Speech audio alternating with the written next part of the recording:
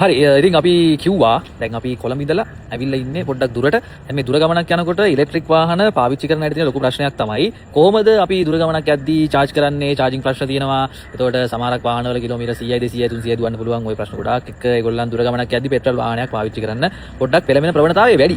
හැබැයි අපි අද කතා කරන්නේ කොහොමද ඉලෙක්ට්‍රික් වාහනයකින් දුර ගමනක් යන්නේ කියලා. ඉතින් මේ තියෙන්නේ Nissan ජපාන් 100ක් ජපාන් සකුරා එකක්.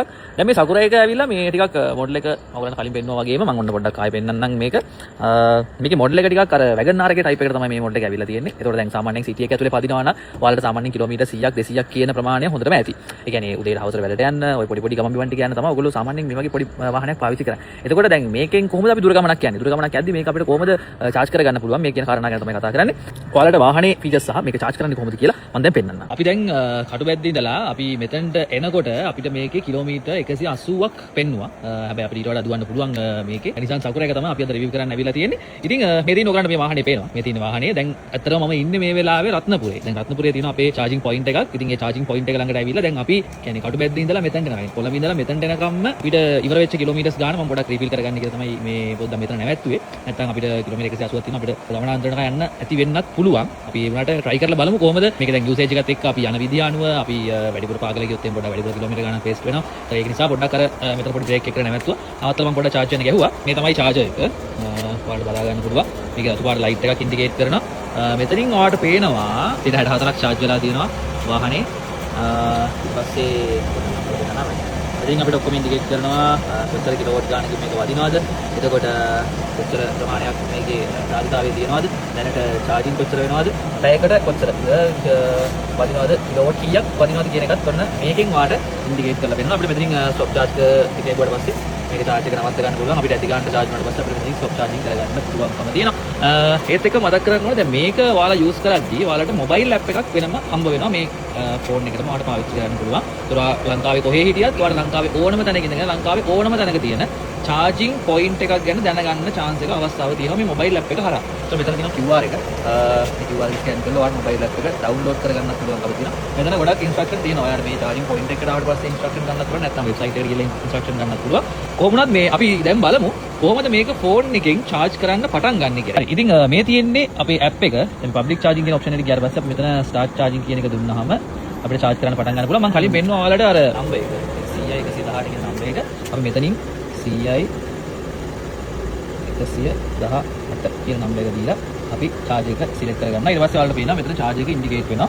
right අපි ඊට පස්සේ charge එක select කරගන්නවා. charge එක අපි number එක ගාලා charge එක select කරගත්තා. ඊට පස්සේ අපිට මෙතන time එක කොච්චරක් charge වෙන්න ඕනද කියලා දෙන්න පුළුවන් එක්ක. නැත්නම් අපිට kilowatt hour කොච්චරක් පැයකට kilowatt වදින්න ඕනද කියන එක දෙන්න පුළුවන්. නැත්නම් අපිට කීයක් charge වෙන්න වදින්න ඕනද කියලා අපිට දෙන්න පුළුවන්. ගාන අපිට දාලා ඉවරලා මෙතන අපිට දැන් 500යි කියලා අපි දුන්නොත් එහෙම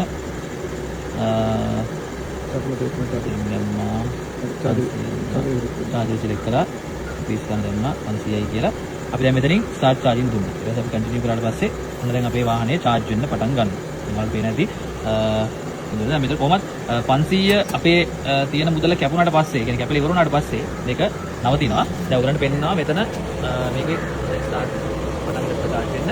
ඉන්ඩිකේට් කරනවා වෙනම කොච්චරක් වදිනවද කිලෝවොට් කොච්චර ප්‍රමාණයක් වදිනවද මේ charge එකේ.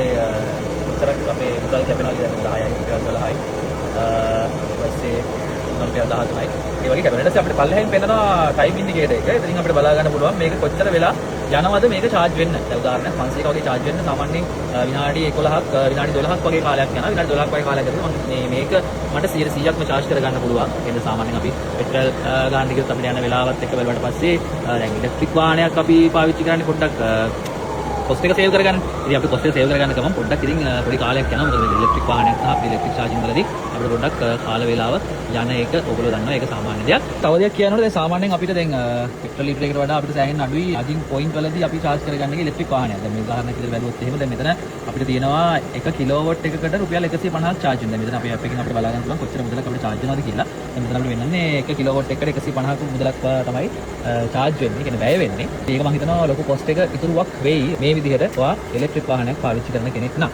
හරි ඉතින් ওই විදිහට තමයි අපි ඉලෙක්ට්‍රික් වාහනයක් charge කරන්න දැන් මෙතන කීල් සුපර් එකක් තියෙනවා. එතකොට දැන් මේකේ අපි බඩු ගන්න යන ගමන් අපිට මේ වාහනේ charge වෙන්න ගාලා ගියත් අපිට සාමාන්‍යයෙන් විනාඩි 12ක් විනාඩි 15ක් වගේ කාලයක් ඇතුළත සම්පූර්ණයෙන්ම වාහනේ charge කරගන්න පුළුවන්. ඉතින් ඔයගලන් කාලය අපතේ ගන්න එපා. ඒ වගේ පොඩි ඉන්වෙස්ට්මන්ට් එකක් කරලා කඩේට ගිහිල්ලා පොඩ්ඩක් බඩුවක් මොනවා හරි ගන්න ගමන් වාහනේ charge කරගෙන මුදලත් කාලයක් දෙකම ඉතුරු කරගන්න කියලා මතක් කරනවා. අපි වාහනේ ඇතුළට ගිහිල්ලා යන ගමන් තව රිවිව් එකක් කරමු වාහනේ ඇතුලේ ෆීචර්ස් මොන වගේද කියලා පොඩ්ඩක් ඇතුලට ගිහිල්ලත් බලමු. අපි එතන එන්න එකේදී අපි ආපහු හම්බෙමු. මම එතනදිත් ඔයගලන්ට මේ වගේ වීඩියෝ එකක් කරලා පෙන්නන්න. කොහොමද අපිට බැටරි එක වේස්ට් වෙලා තියෙන්නේ? ඉලෙක්ට්‍රිසිටි කොහොමද අපිට වේස්ට් වෙලා තියෙන්නේ? කොහොම ඉතුරුවක්ද මේ ඉලෙක්ට්‍රික් වාහනයක් පාවිච්චි කරන එකෙන් ඔයාලට ලැබෙන්නේ කියලා.